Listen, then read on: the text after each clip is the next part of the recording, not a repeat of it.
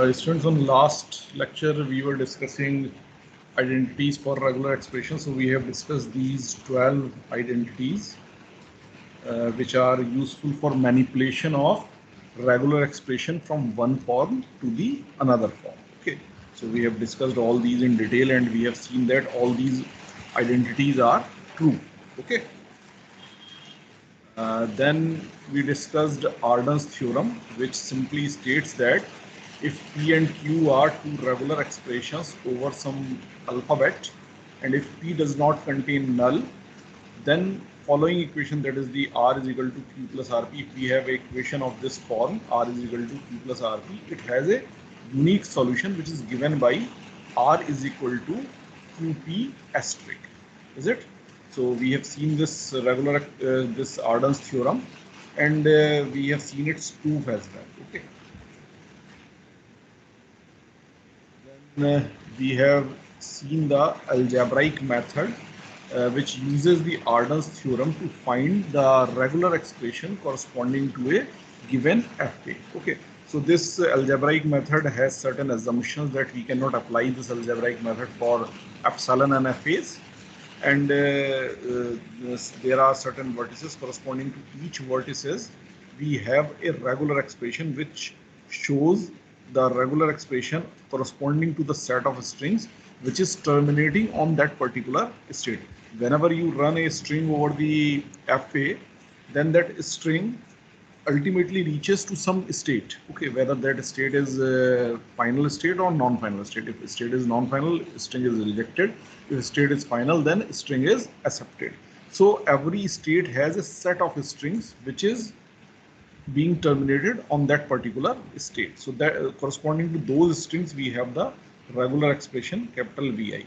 And then these alpha ij's were the regular expression representing the set of labels represented by the labels on the edges from Vi to Vj. Okay, so this was a known thing to us, and corresponding to this we have made a set of system of equations, system of linear equations. So there are n variables and n equations. So we can solve this using the substitution and Arden's theorem. And when we solve this, so we will be getting the values of V1, V2, V3, and so on up till Vn. So among these, the regular expression corresponding to our FA will be the union of all the regular expressions corresponding to the final state. Suppose V1 and V2 are final state. So regular expressions corresponding to V1 and V2, we will make a union of them, and we will find the regular expression corresponding to this particular FA. If there is a single state which is the final state, then the regular expression corresponding to that single state will be the regular expression corresponding to the FA. So this was all which we have discussed on last lecture. Now let us start applying this to some problems. Okay. So we have one problem with us, that is prove that strings recognized by this FA means the regular expression corresponding to this FA is A plus A in bracket B plus A whole asterisk B and the whole asterisk of this complete bracket, and then A B plus A asterisk A. So means answer is given to us that this will be the regular expression. So this is just to show question may come in this manner also. You are being given the answer, you have to prove that strings recognized by the FA are represented by this regular expression. So ultimately you have to find this regular expression on solving this FA, or many times this is not given to you, you have to find it. So simply they will say find the set of strings or find the regular expression recognized by the following FA. So in this manner you can get the question. So this is the question. Here you can see that this is an NFA. This is the Q1 state, which is the start state. On A it has a transition to itself and a transition to the Q2 also. Okay, so there are two transitions, more than one transition on A from a particular state. Okay, so that's why we simply say that this is an NFA. Okay, so I am applying it on the NFA. It is applicable on both NFA and DFA, but it is not applicable on epsilon and FAs. Okay. So if this FA is with us, as per our process, what we have to do first? We have to assume variables corresponding to each state. So suppose corresponding to Q1, we take the same names for the variables. For this state, Q1 is the variable. For this state, Q2 is the variable. And for this state, Q3 is the variable. Once we have finalized the variable and we have ensured that there is no epsilon moves, so there is not we are not working with epsilon and fa. Once we have ensured this, then we have to write the system of linear equations corresponding to it. So there will be three variables, so there will be three equations corresponding to each variable. So let us write the first equation corresponding to Q1. For this we have to write what? Q1 is equal to, then we will take Q1, Q2 and Q3, and from Q1 to Q1 what are the paths, then Q2 to Q1 what are the paths. Okay, so let me write here Q1, and then I will be writing alpha 1 1. Okay, so alpha 1 1 will be simply what are the paths from Q1 to Q1. Okay, and then I will be writing plus Q2, and then I will be writing alpha 2 1, means paths from Q2 to Q1, paths from Q2 to Q1, and then I will be writing Q3, and then I will be writing alpha 3 1, means paths from Q3 to Q1. Is it? So in this manner I will complete it, and because Q1 is the start state, so I will add an epsilon also. Okay, so now Q1 to Q1, which paths are there? Just look at Q1 to Q1, there is only one path, that is on A. So its level is A. So the regular expression corresponding to it is A. So I will be writing A here. So this my alpha 1 1 is nothing but the A. Is it? Now Q2 से Q1 पे path हमारे कौन से हैं? So Q2 से Q1 देखिए, Q2 से Q1 केवल एक path जा रहा है. This one, that is B. Okay. So I will be writing here Q2 B. Always you have to see कि यहाँ जो आपकी स्टेट आ रही है उस स्टेट से जो लेफ्ट हैंड साइड पे स्टेट है उस पे कौन सा पाथ जा रहा है. कभी भी ये गड़बड़ मत करिएगा Q1 से A पर, पता चला Q1 से Q2 पे आने वाला पाथ देख लेंगे तो यहाँ उल्टा हो जाएगा. यहाँ आप you will be writing A here, so that we don't have to do. Always from this one to this one. Okay, so Q2 B, then Q3. Now Q3 to Q1, is there any path? No, there is no path. If there is no path, so it is phi. And when from the identities we know that if phi is concatenated with any expression, then the whole expression is phi. So phi है तो हम उसको इसमें से हटा सकते हैं. Is it? So that's why I am not writing it. I am erasing it. So Q3 का term इसके अंदर नहीं आएगा, epsilon आएगा. Okay, but I write epsilon on this side. Okay. So plus epsilon. So this will be your equation number 1, which is corresponding to Q1. In the similar manner, you will prepare the equations for Q2 and Q3 as well. So try to do it yourself on a piece of pen and paper, and here I am doing. Okay. So Q2. So Q2 again I will be writing here Q1. Q1 से Q2 पे कोई path है? Just look at Q1 से Q2 पर. Q1 से Q2 पर. Q1 से Q2 पर एक path है, that is A. So Q1 A plus Q2 से Q2 पर कोई path है? Check करिए. Yes, there is a path. This one B. So I will be writing here Q2 B. Then Q3 से Q2 पे कोई path है? Yes. Q3 से Q2 पर मेरे पास ये path है on A. There is only single path, so that's why I will be writing Q3 A. Is it? So all I have completed. So this is my equation number 2. Then I will be writing the equation for Q3.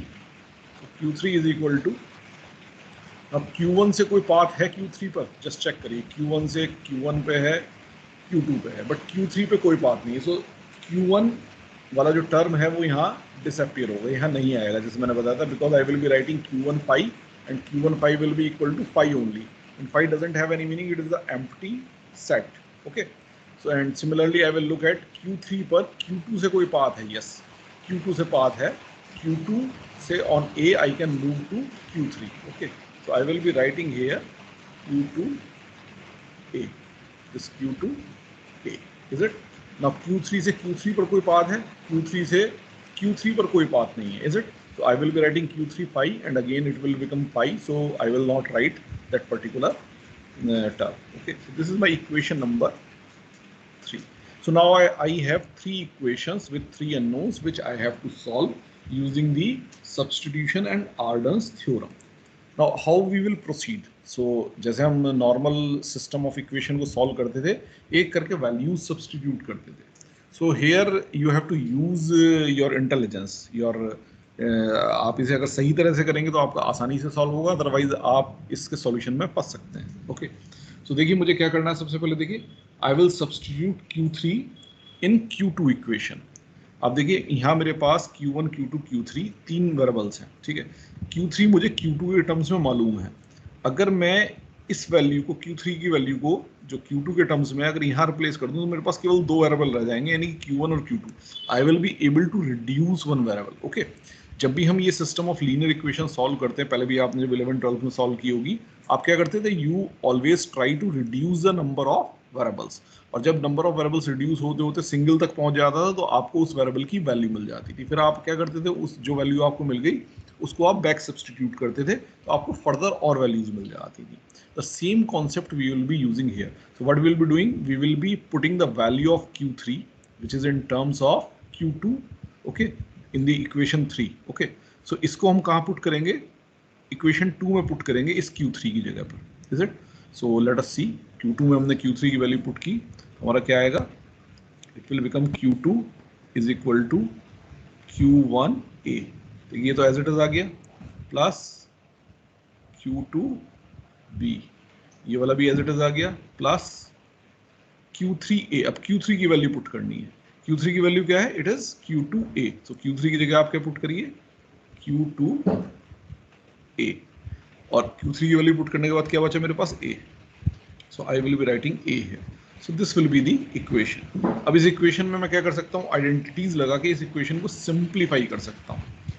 I will write it something like this, Q2 is equal to Q1A plus then Q2 I can take out of these two terms, okay, and it will become B plus A. Is it or not? मैंने कौन सी identity लगाई यहाँ, I12. So I have applied I12 here. Is it? I12 here I have applied, okay, and I have got this. अब इस form में जब आ गया तो आप देखिए मुझे कुछ दिखाई दे रहा है. मेरे पास आर्डन्स थ्योरम क्या है, that is R equals to Q plus RP. अगर इस फॉर्म में मेरे पास इक्वेशन हो तो मैं R के लिए सॉल्यूशन Q और P के टर्म्स में निकाल सकता हूँ. ओके, सो आप देखिए अगर मैं इसको R एज्यूम करूँ, ओके, बल्कि कलर चेंज कर लेते हैं,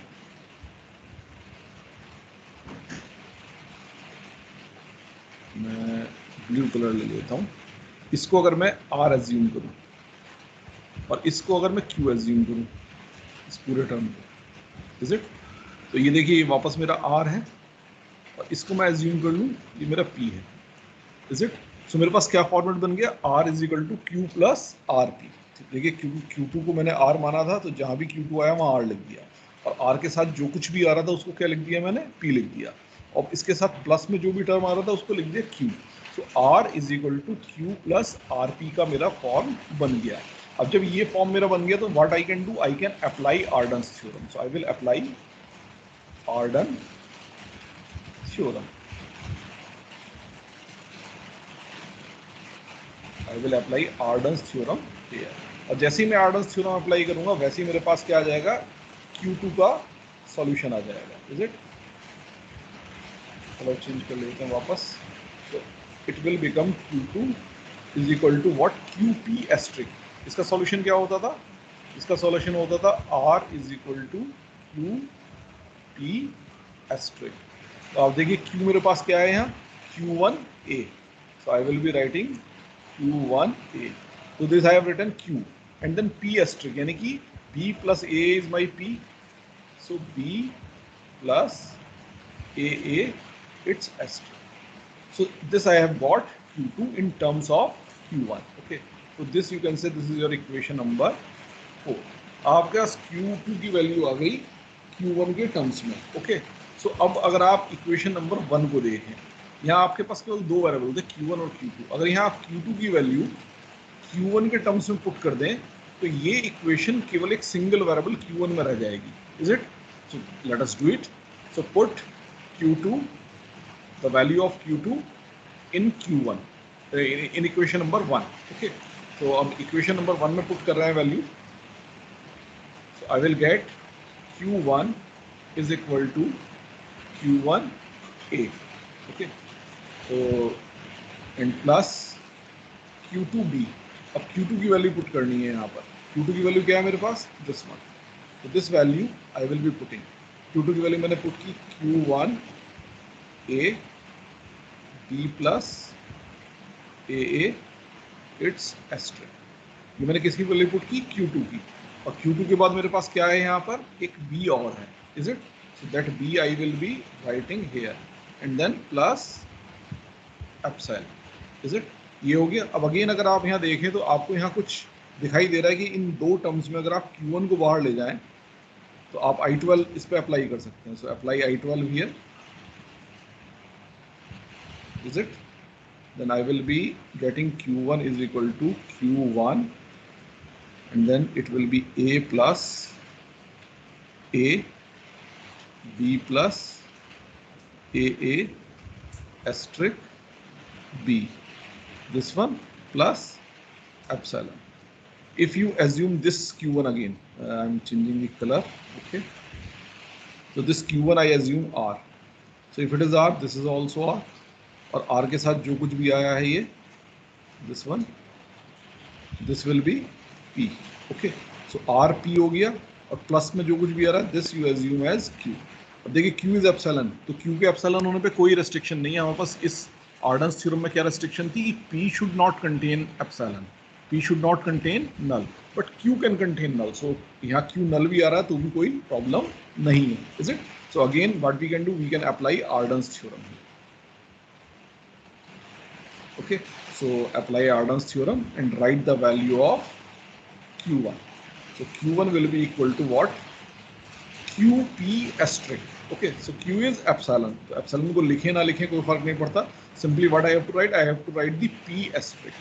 So the value of Q1 is A plus A B plus AA its asterisk B, and I have to put this whole asterisk. This was my P, so I have to write the P asterisk. So मैंने इसका क्या किया? पूरा whole asterisk. Now you can see that this is equation number 5. So I have got the value of Q1 in terms of A's and B's only. Okay, so for Q1 I have found. अब let us see if Q1 would be my final state. तो मुझे आगे कुछ करने की आवश्यकता ही नहीं थी, मैं यहीं पे स्टॉप कर सकता था और ये Q1 के कॉरस्पॉन्डिंग जो भी वैल्यू आई है this will be the regular expression corresponding to this FA अगर मेरा Q1 फाइनल स्टेट होता। Is it? बट यहाँ मेरा Q1 फाइनल स्टेट नहीं है, मेरे फाइनल स्टेट क्या है? Q3. So my ultimate aim is to find the regular expression corresponding to Q3. So अभी मुझे Q1 मिला है, Q3 नहीं मिला है। अब Q1 से मुझे Q3 कैसे मिलेगा? आप देखिए Q1 पता चल गया, तो इस इक्वेशन नंबर 4 को देखिए आप। इस इक्वेशन नंबर 4 में अगर आप Q1 की वैल्यू पुट कर दें then you will get the value of Q2, और एक बार आपको Q2 की वैल्यू मिली तो इस इक्वेशन नंबर 3 में आप अगर Q2 की वैल्यू को पुट करें तो you will get the value of Q3. तो लेट अस डू इट. तो सबसे पहले हम इक्वेशन नंबर 4 में Q1 की वैल्यू को पुट कर रहे हैं.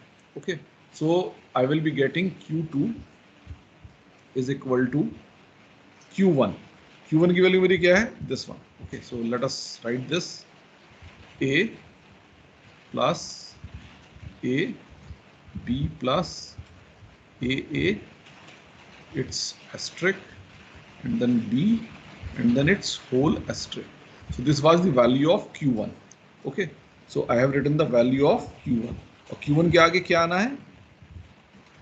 ये पार्ट और आना है A B plus AA का whole asterisk. Okay, so it is B this will be A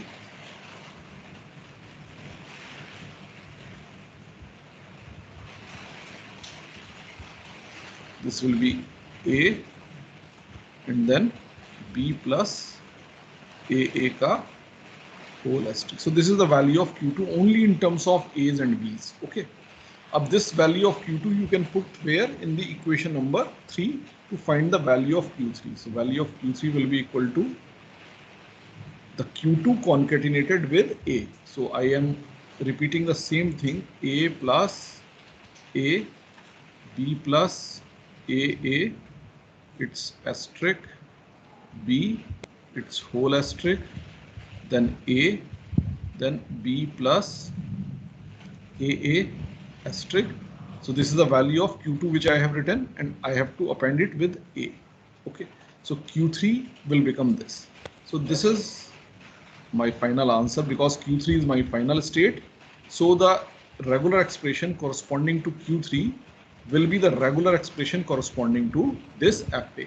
अब अगर इसमें मान लीजिए मेरा Q3 के साथ Q2 भी फाइनल स्टेट होती तो मैं क्या करता, Q3 की रेगुलर एक्सप्रेशन प्लस Q2 की रेगुलर एक्सप्रेशन, इन दोनों को यूनियन करके यहाँ लिखता. सो वो थोड़ी बड़ी सी बनती, but that would be the final regular expression corresponding to this F A अगर मेरा Q2 भी फाइनल स्टेट होता. सपोज अगर मेरा Q1 और Q3 फाइनल स्टेट होता तो इस Q3 के साथ मैं क्या ऐड करता, Q1 की जो वैल्यू थी उसको जो है प्लस करके लिखता. Is it? तो इस तरह से आप फाइनल जो आपकी वैल्यूज हैं उनको आप लिख सकते हैं. सो हालांकि मैंने कोई एग्जांपल ऐसा नहीं लिया जिसमें मल्टीपल फाइनल स्टेट्स हैं, तो इसलिए मैं आपको बता रहा हूं कि आप उनको प्लस करके लिख सकते हैं. Is it? It is clear class? अब आप चेक कर लीजिए, देखिए Q3 में वही आया जो मुझे ऊपर प्रूफ करना था. A प्लस, नीचे से चेक करते चलिए, A plus A, B plus AA asterisk, B the whole asterisk, then A, B plus AA asterisk and then A. So this we were to prove. अगर नहीं भी दिया हुआ होगा तो हम जब सॉल्व करेंगे तो हमारा यही निकल करके आएगा. Is it? So in this manner we can find the regular expression corresponding to a given FA. Is it? Class, is there any doubt or it is clear? Clear है? किसी को कोई डाउट हो तो पूछ लीजिए, क्योंकि ये प्रोसेस बहुत सावधानी से करना, और जैसे मैंने आपको बताया था because we are working with the strings, तो हमेशा सीक्वेंस का ख्याल रखना है. जैसे जब मैं Q2 की वैल्यू पुट कर रहा हूँ तो Q2 की वैल्यू पहले आएगी, उसके बाद ये आएगा. ऐसा नहीं है कि आप आगे पीछे लिख दें, A को पहले लिख दें फिर Q2 की वैल्यू लिख दें. Is it? इसमें जो सीक्वेंस है that is important. Whenever you right the first hand expressions, these expression 1 2 3, तब और भी सावधानी की आवश्यकता है. हमेशा जब भी आप लिखेंगे Q1 तो इधर की साइड जो आपके टर्म्स आएंगे उनमें स्टेट पहले आएगी और अल्फा IJ बाद में आएगा. कई बार स्टूडेंट्स गलती क्या करते हैं, अल्फा IJ को पहले लिख देते हैं और स्टेट को बाद में लिखते हैं, तो चूंकि वो इक्वेशन ही गलत बनाते हैं तो रिजल्ट भी गलत आएगा. Is it? तो हमेशा ध्यान रखिएगा पहले स्टेट आएगी उसके बाद अल्फा IJ की वैल्यू आएगी. Is it?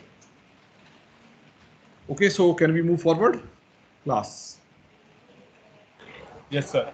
ओके, सो अब इसमें एक प्रॉब्लम हुई. ये मैंने FA एक लिया था, उसके कॉरस्पॉन्डिंग रेगुलर एक्सप्रेशन बना दी. ये रेगुलर एक्सप्रेशन सही है या गलत है? सही है या गलत है? क्या पता मेरा ये प्रोसेस ठीक काम ना करो, ये एक्सप्रेशन गलत आई हो. Okay, so for having the confidence we will take 1-2 very simple examples. ये बड़े एग्जाम्पल को मैंने इसलिए लिया था जिसमें आपके सारे केस कवर हो जाएं. ओके, अब हम बड़े सिंपल से एग्जाम्पल लेंगे दो उन FAs के कॉरस्पॉन्डिंग जिनकी रेगुलर एक्सप्रेशंस हमें मालूम है या जिनकी रेगुलर एक्सप्रेशंस को हम एक्सपेक्ट करते हैं कि क्या होनी चाहिए. Is it? तो let us take those FAs. पहला FA में ले रहा हूं. This is the state. Okay, yes, Q1. This is the start state and another state is Q2, and this is the final state. Okay, and Q1 on B remains to itself, and Q1 on A goes to Q2, and Q2 on A remains to itself, and on B it goes to Q1. Is it? So I hope that you can understand this FA easily. हमने कई बार ये FA बनाया है. So what is the language corresponding to this FA? What is L? Class. What is the L corresponding to this FA? So containing only A's. Containing only A's. नहीं, खाली A's तो नहीं आएंगे, इसमें B भी आ सकता है. Suppose you take a word BA. देखिए इस पे एक्सेप्ट होगा कि नहीं, बी इसको यहीं रखेगा और ए इसको यहाँ एंडिंग रखेगा, है यस सर एंडिंग विद ए होगा। Yes, all words ending with A. So this is the language. Now we know the language corresponding to this FA. तो अगर इसका जो रेगुलर एक्सप्रेशन बनेगा उसको हम टेस्ट कर सकते हैं कि वेदर इट इज करेक्ट और नॉट। ओके, सो अब इसको मुझे रेगुलर एक्सप्रेशन में कन्वर्ट करना है। सबसे पहले इसके वो बनाइए, देखिए इसमें एप्सिलॉन कहीं नहीं है। ओके, तो हमारा वो प्रॉब्लम नहीं है यहाँ पे। अब हम फटाफट इसकी एक्सप्रेशंस बना लेते हैं। पहली एक्सप्रेशन किसके कॉरस्पॉन्डिंग बनेगी, Q1 के, और दूसरी एक्सप्रेशन किसके कॉरस्पॉन्डिंग बनेगी, Q2 के।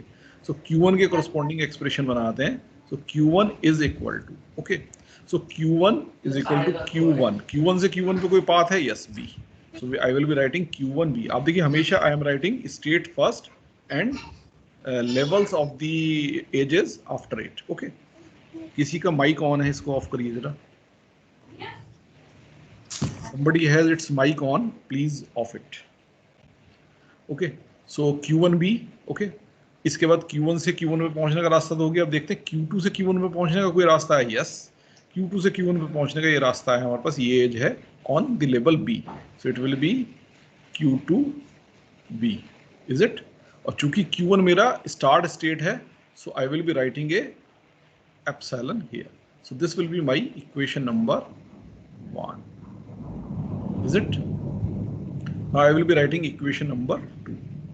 सो Q2 इज, सबसे पहले Q1 से Q2 पे पहुंचने का रास्ता कोई है, यस है, Q1 on A you can reach to Q2। Okay, so Q1 A you will be writing, Q1 से Q2 पे अगर पहुंचना हो तो आप A से पहुंच सकते हैं, is it, plus then Q2 से Q2 पे पहुंचने का रास्ता है, yes, it is also Q2 A, is it. दोनों चीजें हो गई, ये आपकी होगी equation number 2। Now you have 2 unknowns and 2 equations which you have to solve, is it clear. तो आप देखिए यहाँ अगर आप बहुत ध्यान से देखें तो इस सेकंड इक्वेशन में ऑलरेडी आपको R is equal to Q plus R P का फॉर्म दिखाई दे रहा है, इज इट।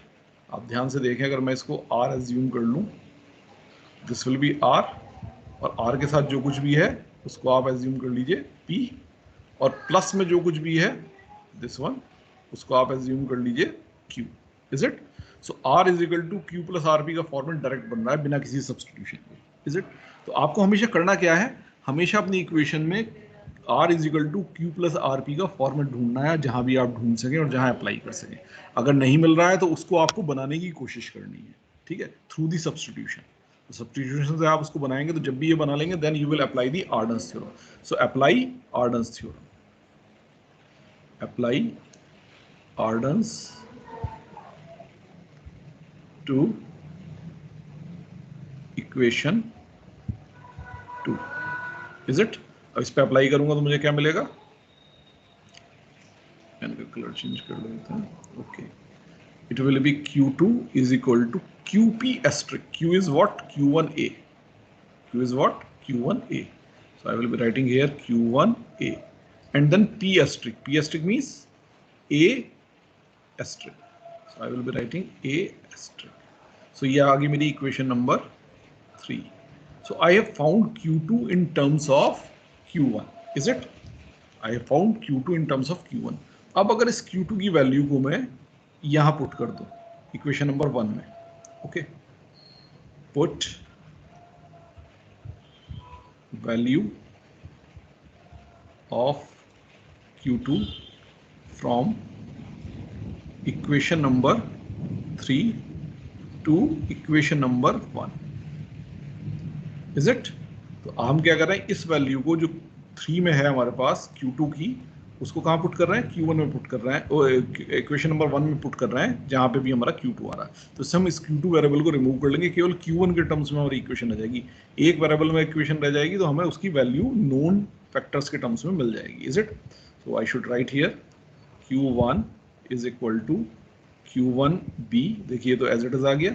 उसके बाद Q2 की वैल्यू क्या है, Q1A asterisk plus Q1A asterisk, ये मैंने क्या लिखी, Q2 की वैल्यू। उसके बाद क्या आ रहा है, B, so I will be writing a B here and then plus epsilon. Again आप यहाँ देखिए Q1 के दो टर्म्स है, आप यहाँ पे I12 अप्लाई कर सकते हैं, इज इट? तो you will get Q1 is equal to Q1 B plus A asterisk B plus epsilon, is it और नॉट? अब इसमें से Q1 लीजिए तो B यहाँ से आएगा, A एस्ट्रिक B यहाँ से आएगा, इज इट? आप देखिए वापस ये आपका R is equal to Q plus R P का फॉर्म हो गया। आप देखिए ये R है, दिस विल बी R, और R के साथ जो कुछ भी आ रहा है ये दिस इज P, और प्लस में जो कुछ भी आ रहा है that is Q। Okay, so my solution here for Q1 will be equal to, so apply Arden's theorem, apply Arden's, Q1 will be equal to QP stick epsilon. अब epsilon है तो एप्सिलॉन का कॉन्केटेनेशन तो किसी भी expression के साथ वही एक्सप्रेशन वापस आती है, तो इसको लिखना ना लिखना एक बराबर है, is it? So that's why I am not writing it, so I will be writing only P asterisk. Okay, so it is B plus A asterisk B, so ये मेरा P हुआ and I have to take its asterisk, तो whole asterisk. So this is the value of Q1, इसे कह दीजिए आपने equation number 4। अब Q1 की वैल्यू आपको मिल गई। इस इक्वेशन नंबर 3 में Q2 की वैल्यू आपको Q1 और नोन टर्म्स में मिली है, तो अगर Q1 की वैल्यू यहाँ पुट कर दें तो आपको Q2 की वैल्यू मिल जाएगी। So put value of Q1 from equation number 4 to equation number 3, is it? Then you will get Q2 is equal to, देखिए पहले Q1 आ रहा है तो Q1 की वैल्यू पुट करनी है, so I will put the value of Q1 B plus A asterisk B its whole asterisk, is it? ये क्या आ गया? Q1 की कहाँ गया ये? यस, ये मेरी क्या आ गई? Q1 की वैल्यू आ गई B plus A asterisk B whole asterisk. Okay, ये मेरी किसकी वैल्यू आ गई? Q1 की। और उसके साथ मुझे इस इक्वेशन नंबर 3 में क्या चाहिए? A एस्ट्रिक और चाहिए, सो A एस्ट्रिक और आ गया, is it? So this is the value corresponding to Q1 and this is my answer, because Q2 मेरी फाइनल स्टेट है, सो Q2 के corresponding जो भी मेरी रेगुलर एक्सप्रेशन आएगी वही मेरा सॉल्यूशन होगा corresponding to this F A. अब ये एफ ए किस लैंग्वेज के लिए था? All words ending with A. हमने क्या एक्सपेक्ट किया था? हमने क्या रेगुलर एक्सप्रेशन एक्सपेक्ट की थी? यहाँ all words ending with A, what will be the regular expression students? What will be the regular expression for all words ending with A? अगर आपसे रेगुलर एक्सप्रेशन बनाने के लिए कहा जाता आप क्या बनाते? Class whole asterisk A. Yes, A plus B asterisk A। लेकिन अगर आप अब इन दोनों को कंपेयर करें तो ये तो सेम नहीं आई। अब ये सही है या गलत है, वापस क्वेश्चन मार्क हो गया, is it? Let us check ये सही है कि नहीं है। एक बार मैं आपको दिखाता हूं, देखिए Q2 क्या कह रहा है। इससे मुझे कोई भी वर्ड अगर बनाना हो तो क्या बनाना होगा? देखिए ये मुझे कह रहा है B या A एस्ट्रिक B के कितनी भी बार रेपिटेशन हो सकते हैं, यानी कि B का कितनी भी बार रेपिटेशन हो, ठीक है, और साथ में A एस्ट्रिक B का कितनी भी बार रेपिटेशन हो, ठीक है, यानी कि A एस्ट्रिक B कितनी भी बार आए आप यहाँ पहुंच जाएंगे। उसके साथ में फिर अगर मान लें यहाँ पहुंच गए फिर बीच में B आ गया तो B को आप कितनी भी बार ले सकते हैं, यानी कि B और A एस्ट्रिक B का कोई भी कॉम्बिनेशन कितनी भी बार यहाँ रिपीट हो सकता है। You will remain at Q1, ठीक है। उसके बाद अगर आपको एक A और बाद में कितने भी A मिल जाए then your word will be successful. तो एक A आपको कहाँ ले जाएगा? सक्सेस पे। उसके बाद कितने A मिलते रहे it will keep you on success. तो आप देखिए Q2 एक्सप्रेशन अगर आप इस, चूंकि ये बहुत सिंपल सा मेरा FA है, तो I will be able to justify yes this expression is correct. मगर फिर भी जो एक्सप्रेशन मैं एक्सपेक्ट कर रहा था वो एक्सप्रेशन मेरी नहीं आई। Is it clear? लेकिन मैं ये जस्टिफाई कर सकता हूँ कि ये जो एक्सप्रेशन मेरी आई है ये एक्सप्रेशन करेक्ट है। यहाँ तक समझ में आया स्टूडेंट्स? यहाँ तक क्लियर है? कोई डाउट हो तो पूछिए।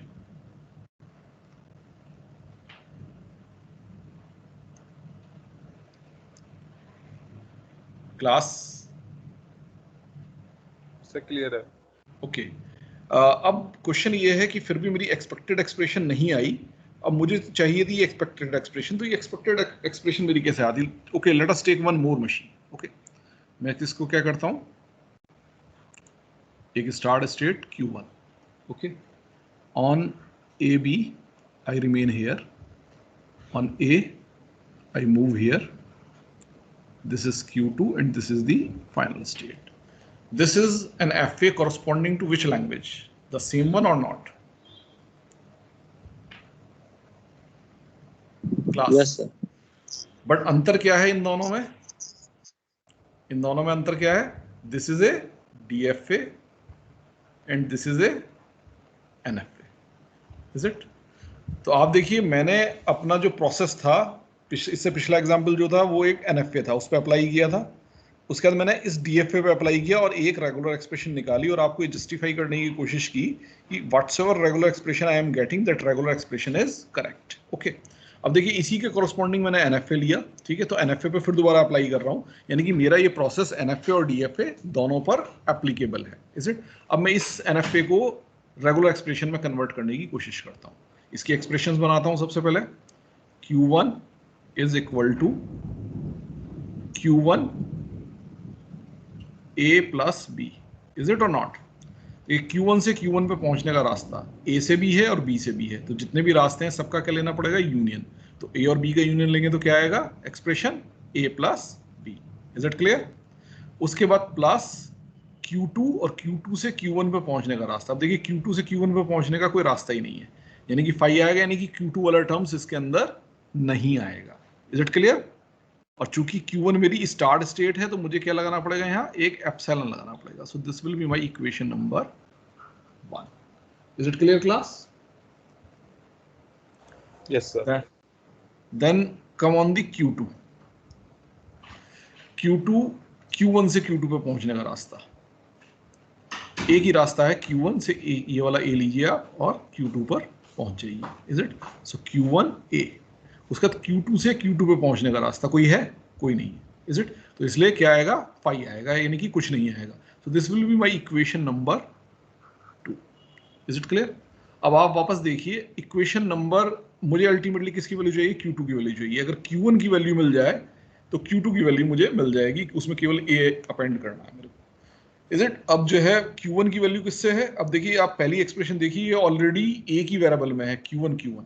Is it? तो यानी कि इससे मुझे Q1 की वैल्यू मिल सकती है. कैसे मिल सकती है? अगेन आर्डन्स थ्योरम से. आप देखिए, अगर मैं इसको यहाँ एज्यूम कर लूँ, जस्ट अगर मैं यहाँ एज्यूम कर लूँ, it is R. Okay, so it will be R, और R के साथ वाला जो कुछ भी है वो क्या है? इट इज P, और इसके साथ प्लस में जो कुछ भी आ रहा है दैट इज Q. मेरे पास क्या फॉर्म हो गया? R is equal to Q plus RP. Is it? I can apply Arden's theorem. Okay, so apply Arden's theorem. Apply Arden's theorem. Okay, अब अप्लाई करूंगा आर्डन्स थ्योरम तो क्या मिलेगा मुझे? Q1 is equal to QP asterisk. Q is epsilon. Okay, so मैं लिख लेता हूं एप्सिलॉन P एस्ट्रिक, यानी कि A प्लस B का एस्ट्रिक. A प्लस B का एस्ट्रिक. Is it? तो ये मुझे क्या मिल गया? Q1 की वैल्यू. और एप्सिलॉन A प्लस B का एस्ट्रिक, इसका मतलब क्या हुआ? It is simply A plus B asterisk. So this is the value of Q1 which I have got. Now I will put value of Q1 in equation 2. Is it? So I will get Q2 is equal to Q1A. Q1 की value क्या है? It is A plus B asterisk and then followed by A. So we have got this answer, and this is the expression, regular expression which we were expecting for this particular language. Is it? So आप देखिए, इस NFA से मुझे ये regular expression मिली. DFA से क्यों नहीं मिली? DFA actually मैंने आपको पहले भी बताया था कि NFAs are more close to the regular expressions. Normally in most of the cases they are direct representation of the regular expression. Okay, आपको अगर रेगुलर एक्सप्रेशन या कोई लैंग्वेज समझ में आ रही है तो उससे आप NFA बहुत आसानी से बना सकते हैं. सिंपल उसकी रेगुलर एक्सप्रेशन देखिए, A प्लस बी एस्ट्रिक चाहिए था तो Q1 A plus B asterisk means A self loop on AB and then followed by an A and there is a success. और सक्सेस के बाद मुझे कुछ नहीं चाहिए. Is it? So that's why I am not drawing anything. So ये directly इसको represent कर रहा, तो इसलिए ये हमारी एक्सपेक्टेड एक्सप्रेशन में कन्वर्ट हुआ। बट चूंकि डीएफए में हम क्या करते हैं कि हम जितने भी पाथ्स हमारे होते हैं सारे पाथ्स कंप्लीट करते हैं, जितनी भी पॉसिबिलिटीज हैं वो सारी पॉसिबिलिटीज कंप्लीट करते हैं। तो यानी कि अगर कुछ अल्टरनेट पाथ्स भी हैं वहां पहुंचने के तो हम उनको भी कंप्लीट करते हैं। So that's why the regular expression corresponding to DFA is also consisting of all those paths, all those alternate paths over which we can reach to the success. तो जितने भी पॉसिबल पाथ्स हैं, B के through हो सकता था, अगर B से स्टार्ट होता तो इससे होता, ए से स्टार्ट होता तो इससे होता, फिर ए एस्ट्रिक से पहुंचते, फिर अगर उसके बाद बी आ जाता तो वापस वहीं पहुंचते। उसके बाद इसका मल्टीपल टाइम्स जो है हम जो है लूप ले सकते थे। तो जैसे मैंने आपको बताया है, पाथ्स बताए थे।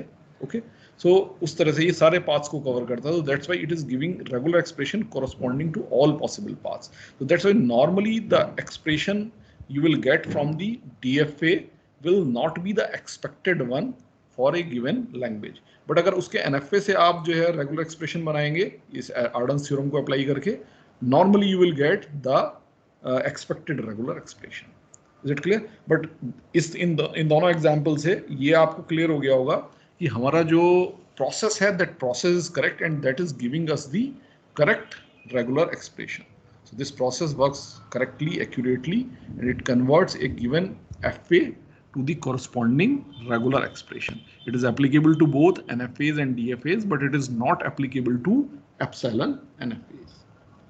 Is it clear, class? Yes, sir. So this was all I wanted to discuss for today. Time चूंकि कम है तो मैं अगला टॉपिक नहीं ले रहा हूँ. Okay. On next lecture we will be covering pumping lemma for regular expression.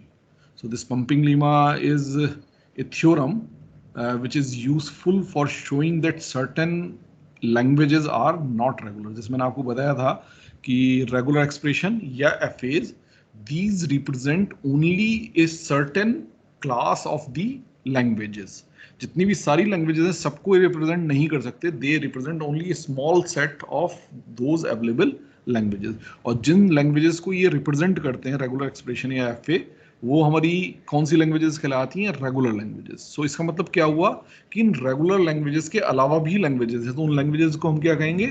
Non regular languages. So next lecture we will be discussing regular versus non regular languages, how we can easily identify which languages are regular, which languages are not regular. Okay, and if we have to prove that a certain given language is not regular, how we can prove it? So for that we will be studying pumping lemma for pumping lemma for regular languages. Is it? So if you have any doubt you can ask, otherwise we can close at this point of time. Class, can we close? Or you have any doubt you can ask. In questions की आप practice कर लीजिए। देखिए मैंने आपको केवल 3 example दिए हैं, अब आपको असाइनमेंट में होंगे, आपके पुराने ईयर्स के क्वेश्चन पेपर्स में होंगे, तो जो भी प्रॉब्लम्स आपको इससे रिलेटेड मिल रही हैं उनको आप इस मेथड को अप्लाई करके सॉल्व करके प्रैक्टिस कीजिए। Okay, so can we close class? Yes, sir. Okay, thank you everyone. Thank you, sir. I have taken the attendance. You can leave the class.